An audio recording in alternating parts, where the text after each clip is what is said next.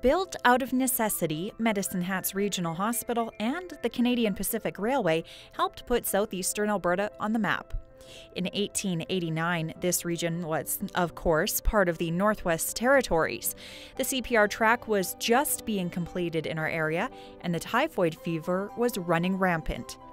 CPR superintendent of the time, John Niblock, proposed a hospital be built in Medicine Hat, making it the only hospital available between Winnipeg and Vancouver. And so the local people, by the way, the businessmen and local people built the hospital with local material, and the only thing they had to do was import surgical equipment and other special equipment that went in the hospital itself. The original hospital, Medicine Hat General, was built along the South Saskatchewan River, where the police station now stands, and was incorporated on November 22, 1889.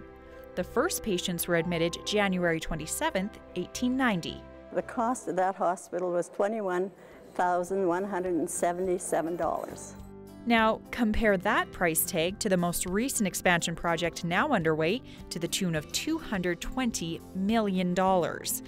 Building costs weren't the only thing that changed over the last 125 years, though.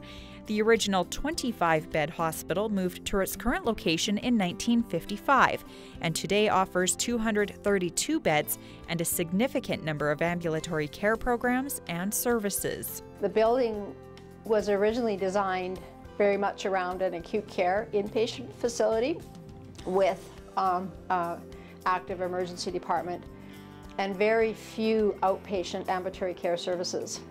So the biggest change that we've really seen over the years is the growth and the demand for service in our outpatient ambulatory care services. So that's been pretty exciting to see that evolution. Education for healthcare workers has also changed dramatically. The nursing class, first nursing class of 2 students, graduated in 1886, and then that was a 2-year program, and then they changed it to a 3-year program in 1904. Graduates of that program wore many hats, from nurse to cook to orderly, ward aide, and even attending to the furnace. A total of 716 students graduated from the Medicine Hat General Hospital Nursing School, and then the program moved over to Medicine Hat College. For some Hatters, the hospital and the local healthcare system has become a part of their everyday life. My mother is 72, almost 72 years old, and she's still a registered nurse working on 2 North. My father spent more hours at the hospital than he did in our house in my entire life, either awake or asleep. In the old days, the hospital was a hub at night.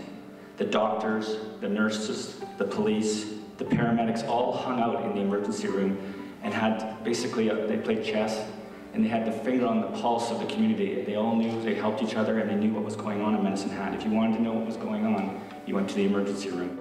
Now, 125 years after incorporation, Medicine Hat Regional Hospital continues to grow. So we will maintain an excellent inpatient service, and it will give us the ability for the future, as we need to expand that service, because we do have space to expand into.